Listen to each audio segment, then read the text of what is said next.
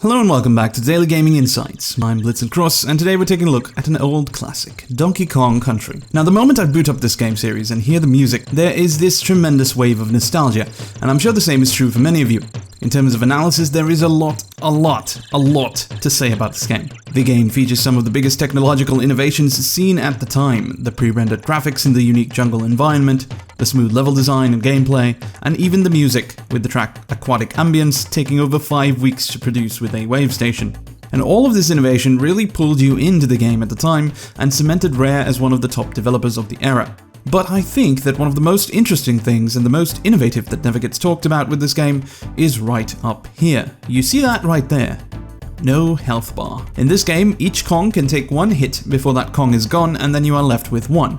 And as such, there is no health bar. This game's decision not to have an explicit health bar and visualize it with the character models instead makes it really compelling.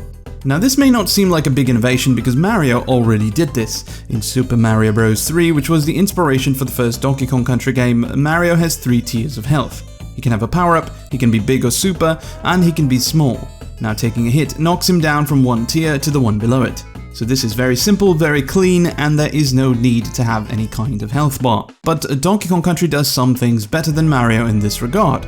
First, there's not much emotional attachment to Mario's different sizes. In Donkey Kong Country, losing a Kong makes the levels feel very different because of the missing partner that isn't constantly running by your side and triggering idle animations. This is a purely aesthetic difference, but it has a huge impact, especially when traversing some of the melancholic levels of the deeper jungle. The second and more important difference is that there's not much mechanical distinction between Small Mario and Big Mario. Losing a power-up going from Tier 3 to Tier 2 certainly is a big deal, but usually Small and Big Mario are identical, except that one can sometimes go places where the others can't. In Donkey Kong Country though, losing a Kong always means losing abilities. With 2 Kongs together, you can even reach platforms and collectibles that you couldn't otherwise reach since one Kong can throw the other. This can even serve as an attack.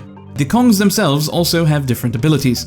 In the original game, Donkey Kong is able to kill enemies that Diddy can't. In the second and third games, losing Dixie means losing the ability to hover. And on that note, one of the reasons that the second game is so particularly beloved is because both of the Kongs in the entry are fast. One jumps higher and can hover, while the other can run faster. It's a lot like the difference between Mario and Luigi, and is a very effective thing in 2D games in general.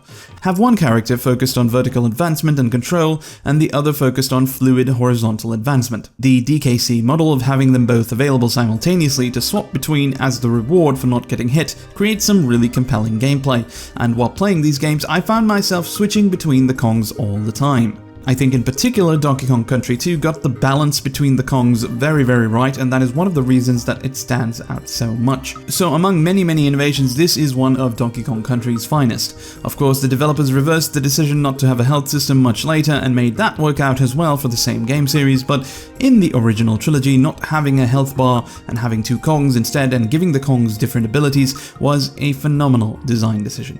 I'm Blitzen Cross signing out for today. I'll see you next time.